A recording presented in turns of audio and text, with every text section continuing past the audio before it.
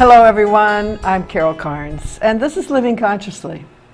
Well, today we're going to have a little fun, play a little game, as it were, kind of something we do in experiential workshops to put us in touch with our hidden potential. So what I'm going to ask you to do, and I hope you'll play along because these kinds of things can be quite powerful.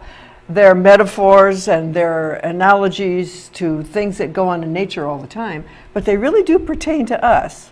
So what I'm going to ask you to do today, just for a few minutes, is pretend that you're a caterpillar. You know those cute, fuzzy little things that crawl along the ground? They have all those legs and they're just kind of adorable. But they're basically in survival mode. You know, they're always looking down and they're always crawling and looking for food, and their whole reason for being is to stay alive. And so they never really look up, and they never really have any clue what their hidden potential is. You know, caterpillars become butterflies by the process of metamorphosis, but the caterpillar doesn't know that. It doesn't know what is happening to it when suddenly it is wrapped up in a kind of well, we call it a chrysalis. A cocoon is something for moths, but for butterflies it's a chrysalis. But all of a sudden, this little creature who's just been merrily going along its way chomping on leaves is wrapped up in this goo, and he has nothing to say about it. He had no choice in the matter whatsoever. It just happened to him. It happened to him because it was a part of his natural self, if you will, to reveal his hidden potential. That's what nature does. It reveals the oak tree and the acorn, you know, and the rose and the bulb, and the butterfly and the caterpillar. But you're that caterpillar right now, and you're going through something that you feel like you had no choice in. And it feels like you're trapped. And it feels like, I don't like this, but there's nothing you can do about it, you think. Well, while the caterpillar is in that state, his body is basically dissolving. And during that time, and this is science, there are things called imaginal cells. And they are networking with each other and connecting with each other. And what they're doing is designing a pattern for wings. But they don't actually kick in and become wings until the caterpillar reaches a certain stage, which is known as the critical unworkability of the caterpillar. And this means it is no longer viable as a caterpillar. His body has changed so much, it just can't go back. You know, it reminds me of when I first flew to Hawaii when I was 19. And that flying was kind of new in those days for me. It was a prop plane. It took 14 hours from LA. But there was a point on every flight where the pilot would come on and say, "Ladies and gentlemen, we have just reached the point of no return." And that meant they didn't have enough fuel to turn around and go back. They had to keep going to Hawaii. Well, they don't do that now. It'd freak everybody out. But back in those days, that was like, oh, wow, we just went through the point of no return. It's big stuff, right? Well, that's what happens to the caterpillar. There's a point where he can't go back and be a caterpillar. He has no choice but to follow the push from within. And those wings begin to form. And after a certain amount of time, he comes out of the chrysalis, and he's a beautiful butterfly with gossamer wings, colorful. Now he doesn't have to crawl on the ground to get his food and stay in survival mode. Now he just flutters from flower to flower, tasting of their nectar. Isn't that a beautiful story? And it's true. It's called metamorphosis. Now, human beings go through similar things. Have you ever been through a time of critical unworkability of your relationship? You know, in California, when you get divorced, I don't know about here in New Mexico, but in California, it's called irreconcilable differences. In other words, there's point of no return sometimes. Or maybe it's your job, and you say, I just can't do this anymore. Or maybe it's an addiction, and you say, I just can't keep behaving like this. I can't keep doing this. I'm not going to put up with this anymore. That is a critical stage in anyone's life where if they don't succumb to despair, if they take it as a call from within to reveal more of their true potential, it can be an amazing experience of change. You know, my friend Barbara Marx Hubbard, who's a futurist, said evolution doesn't happen painstakingly slowly. It happens by leaps. When something, there's a system that's working a certain way, but it becomes unworkable. It just isn't working anymore. It's not going forward. It's just kind of in a groove or a rut. You know, our lives could be like that too. But something from the outside perturbs it. And that's how change happens. And then it leaps up to a higher level. It leaps out of the rut into a new beginning. Well, the perturbance in this case in us is that sense of, I can't do it anymore. I'm done with this. I'm not doing this anymore. That's a really good place to be. It's not negative. It's our way of expressing a response to something in us that wants to happen. It wants to come out. There's more to us. There's a butterfly in there, for heaven's sakes. There really is. There is always more to us than anything we're expressing in the moment. Now, we're not going to suddenly fly, but if we make the statement, I'm ready for real change, I'm ready for my own transformation, we're actually making a demand upon this responsive universe, and it is responsive. You know, we live in a field of mind, a field of consciousness, and we're not alone in there. There's a universal aspect to it. And call it what you will, spirit, whatever. But it is the cosmic aspect of awareness, and we tap into it when we think. In that field of imagination, it responds by corresponding. So our highest idea tends to take form in our life as experience, as opportunities, as synchronicities, which get us moving in a new direction. And we begin to notice that what's going on around us is supporting the idea that we had for something better. But this is a call to grow. You see, life doesn't change for us just because we want it to. We have to be willing. We have to be willing to be different, to tap into the rest of us. And that doesn't mean to be down on yourself and say, oh, I really screwed up. I did this wrong. I made that mistake. I never should have done that. No, that isn't it at all. It's getting to a point where you say, okay, I can feel that there's more to me than I have displayed so far. And I am willing to let that greater potential grow me. What does that mean to grow as a human being? Well, it usually means we have to give up some limited ideas. It usually means we have to watch our conversation, become mindful of how we are defending our limitations. You know, that's easy to do, and you live in the world of time-space. It's easy to see the limitation and defend it. Like, I can't do that because. We're asking ourselves to set those ideas aside and say yes to what's trying to happen. Yes to what wants to come through us. So what is our hidden potential? Well, it's absolutely going to be everything we already know, but enhanced. In other words, we've already all had some experience with love, with affection, but what about unconditional love? What about love like you've never known before? What about love such as you never could have imagined before? Real unconditional love, where you're not judged and you're not judging, but you are in an equal relationship of synergy. That's what I'm talking about. We have the potential for that, and we have it as a people for each other too, not just in intimate relationships. The world is in such a state now, it is really getting to a place of unworkability, isn't it? And don't fall into despair, but start knowing the truth about the human race is better than anything it's done so far. The human race has a hidden potential for peace and love and joy and vitality and shared prosperity. We really do. It was Gandhi who said, be the change you wish to see in the world. That's what we're talking about. Be the change you wish to see in the world. So when we emerge from a dark night of the soul, we come out bringing with us a sense of ourself that's beyond what we went in with. It can be kind of miraculous. And you look back and say, I'm not sure how I ever thought that way before. You have been transformed by your own willingness to have your mind changed. I always quote the Buddhists who say, nothing moves until mind moves, and nothing moves but mind. So it is a changed mind that changes our life experience.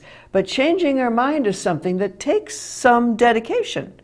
It takes some work. And I'm going to give you some of those tools today. The way out of anything that isn't appealing to us anymore is the way in. Maybe I should say the way in is the way out. So we simply have to give up the world periodically. I would say a half an hour a day. Sit and go within and talk to yourself. Ernest Holmes, the founder of this modern teaching that we call New Thought, said, when you have a real problem, don't talk to anybody else, talk to yourself. Because you're the one that created it. Talk to yourself about what you would like instead. I want you to look at your life right now. And any area that's unworkable. Now I'm going to ask you, what would you like instead? And it will be the very opposite of what you're having probably. Or maybe it'll be a very enhanced experience of what you're having. Or maybe it'll be completely different. But we need to know what we would like instead, because that says to the cosmic responsive nature of mind that we believe there is a possibility for something new, that we believe in the bigger idea, we believe in our higher nature, and we're saying yes to it. What would I like instead of this?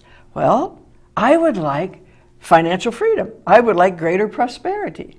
I believe that's possible. You might say, I would like perfect health, vitality running through my body. I would like to feel strong and flexible and able to do the things I really want to do. That's saying it's possible. It's in there, so to speak, that it is a part of your nature, part of your hidden potential. A lot of times when you talk about potential, people think you mean you could be a great business person or you could go suddenly be a movie star, but that's not what we mean. Your hidden potential means to bring forth those qualities of being that add up to a beautiful life. And the qualities of being that add up to a beautiful life are love and joy, peace and vitality, abundance, and creative ideas. All those things, if we develop them, draw out our true potential. And everybody has something that's uniquely theirs to give, to put in the circle, if you will. And what we generate out, be the change you wish to see, tends to reflect back to us. We tend to see it in form as opportunity, as other people, as anything that's necessary to the full expression of that particular quality. So one of the cool things about New Thought, modern New Thought spirituality, is we're always dealing with qualities. We're not dealing with the outer world, because we know the outer world's a reflection of the inner world. There's nothing out there, as the quantum physicists say, but potential. And it takes an apprehending mind to give it shape and form. And that's what we're doing all the time. We don't necessarily know we're doing that. But when we get a glimmer that we have something to do with it, life changes dramatically. That's kind of entering in the chrysalis for a human being. When you begin to get a glimmer that, oh my goodness, I have something to do with what's happening to me. Because truly, it's not happening to me, it's happening through me. And if it's something I don't like, if it's unworkable, then I need to ask myself a few questions. What would I like instead? Where's the growing edge of this for me? A lot of times a great limitation is our growing edge. You push yourself out so far in your belief system. What's on the other side of that? What can you imagine? Einstein said imagination is more important than education, and I really believe that because imagination is where everything begins. It's where God is. It's where possibility is. It takes a mind apprehending a possibility to bring it forth. So, as we say so often in this series and in New Thought Spirituality, It's so much about how we see ourselves. So what I want you to do now is to realize you have never been what you did. What you did is what you did, but that's not who you are. If that were true, nobody would ever improve their life. Nobody would ever get off addiction. Nobody would ever make a change. Nobody would ever do anything beyond what has already been shown to be what they can do. You're not what you do. You are what you express. And what you express is what you believe yourself to be. So I want us to really think about hidden potential today. I want us to take seriously that little caterpillar story, because that's us. There is a way for us to grow some wings, as it were. There is a way for us to raise our level of living beyond survival to thrival, to full out joyful living. What would it take? It's going to take a change of mind on some level. And here we go. This is, in the second half of today, I'm going to give you some real tools. But it has to do with letting go of the past, which has to do with forgiveness, which has to do with self-forgiveness and all that, all those levels of psychology. But in New Thought, you can take leaps beyond some of those things by simply rethinking who you are. Last night on Charlie Rose, Neil deGrasse Tyson was on, the great astrophysicist. And I love listening to him, and I used to love Carl Sagan, because people that are engaged in that work are thinking so far beyond the earthly experience. And the earthly experience needs to be thought about, but you get a better perspective when you see the cosmos as it is. And he's talking about multi-universes and parallel universes and the cosmic one that became the many. I mean, it just lifts you up to realize you're living in a magical experience. That this universe and everything in it is the manifestation of something so pure love and pure intelligence.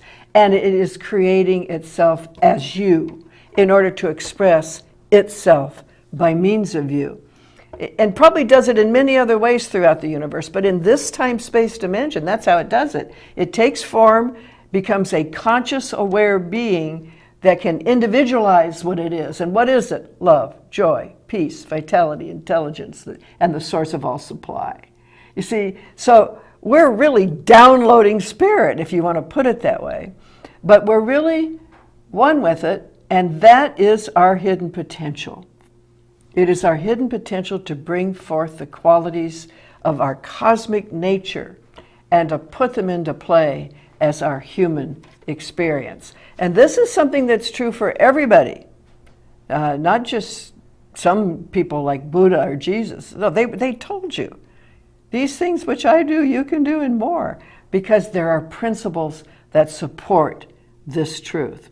So in the next segment, I'm going to give you some real practical tools for tapping into your hidden potential. In the meantime, we got some wonderful sponsors. Thank you so much, those of you who are sponsoring this program.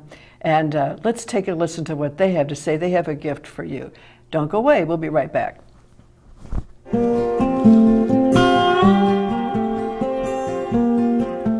Your bathroom can go from this to this in just one day.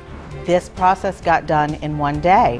It really can. Well, with bath wraps, it can. It was remarkable. They did a wonderful job. The new bathrooms, they were so easy to clean. Customize your bath wraps with hundreds of options. The price was phenomenal. Call now and get a free $1,500 designer upgrade and a free $600 safety upgrade. 1-855-672-1559. This is a national healthcare alert from the Health Hotline. If you, a family member, or a loved one suffers from knee pain and have Medicare as your primary insurance, we've got great news. You could qualify for a pain-relieving knee brace at little or no cost to you. Get free delivery, and all the paperwork is handled by our accredited suppliers at no charge to you. We also have other pain-relieving braces available for shoulder, ankle, and your back. Call the number on your screen right now to immediately receive a pain-relieving brace at little or no cost. Everybody wants cheap airfare, but where do you find it? You call Low Cost Airlines. They specialize in cheap flights, discount hotel rooms, cheap car rental rates, and with a best price guarantee. If you want the lowest prices on your airline tickets or other travel services, call now. That's right, call. That's the only way to get these rates. Experts are standing by 24/7 to get you the cheapest airfare and hotel rates available. So don't wait.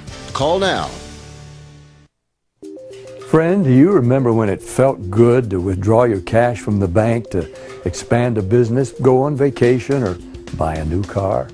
Well, today, withdrawing your own cash has become a very risky business. According to the secret war, banks are now required to spy on us for the government and then report any suspicious or unusual behavior. I suggest you get the secret war free. Call the number on your screen or visit online.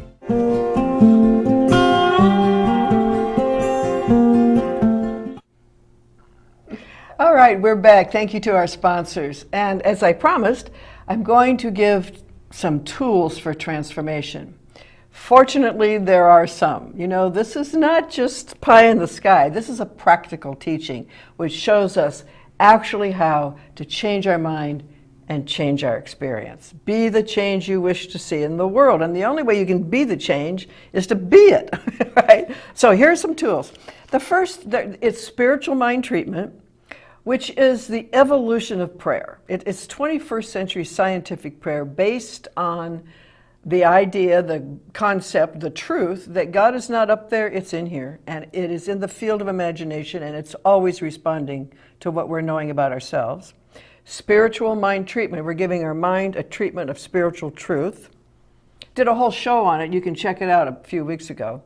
But I'm always teaching it because it has changed my life, and I know it can change yours. Meditation, did a show on that. It's essential. You've got to be in silence once in a while, every day if possible. Absolutely essential. Positive self-talk throughout the day. When you hear yourself putting yourself down or putting the world down or judging others, stop. This is what the Buddhists call mindfulness. Become mindful of what you're thinking because what you're thinking is creative. You know, that's the one thing. If we could teach kids that, we'd have a different world. What you are thinking is creative. Now, every thought doesn't create, but the ones you believe do. The ones you have conviction about, the ones you have energy on, those are the ones that tend to come true in the outer world. We see them reflected back to us. So I'm going to talk about spiritual mind treatment for a few minutes. And as I said, I invite you to go back and find the whole show that I did about it. When you have a problem, I said the way in is the way out. You don't go out there, you go in here.